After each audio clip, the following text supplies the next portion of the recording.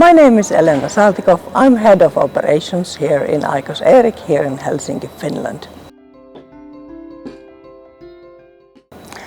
I started my studies of the school in physics, but then I thought that I would like to have something where the applications are closer to everyday life, and this is how I ended in atmospheric sciences.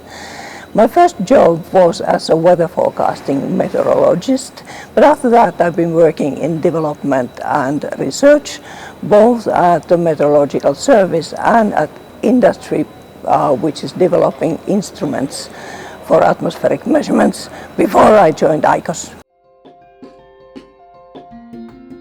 Research infrastructures, in my opinion, are great because they allow the researchers to start their study from the research question instead of spending months and months in trying to locate the data, get permissions to use that data, and writing the software to do conversions from one format to another one.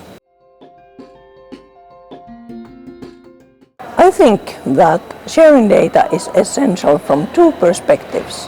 One of them is the perspective of the researcher who needs time series which are longer than one person can collect and geographical coverage larger than any single university can collect. From the point of view of the funder of the research, there's more cost benefit when the same data is not only used for single research, but it can be reused in several different research topics. ICOS data is available at ICOS Carbon Portal in internet for anyone who wants to use it. You can either register or come there anonymously, and you can either download the data or study it by using Jupyter notebooks on our servers, which means that you don't need to download all of the data.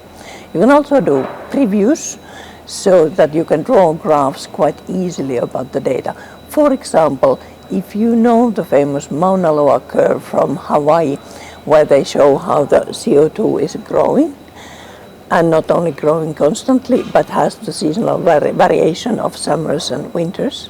This is also visible at our several European stations, and you can compare how it looks in forest in Lapland compared to a small island on Canary Island. In ICOS there is a lot of interaction between different countries and communities. The brightest example of this is the ICOS Science Conference, which we organize every second year. And there we, on purpose, try to break the silos so that we encourage sessions where scientists from different communities can contribute. I have several messages for younger people. First one is go for it. If you are interested in anything, do have a look at those things. Second thing is you never know. Life and the world is such that it's not possible to forecast what's going to happen during the 40 years. And these are connected, of course, to each other. That something, if you really love it, you want to learn more about it, go for it, because it might become useful later.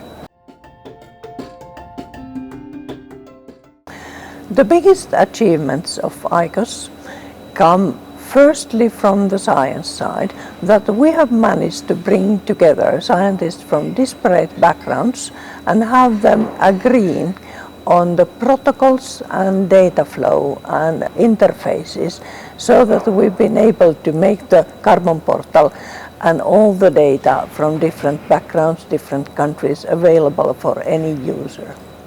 The second big achievement is that we have been able to get visibility. We are an observer of UNFCCC.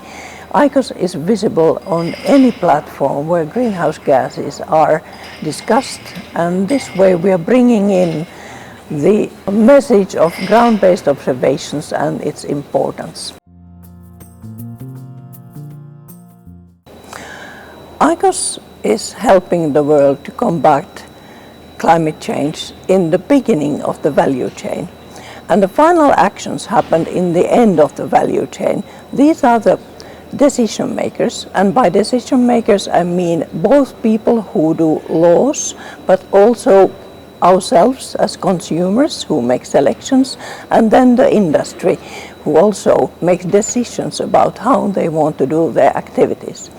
The policymakers are often guiding both the consumers and the industry, and to have well-informed policymakers, they need to base their decisions on science.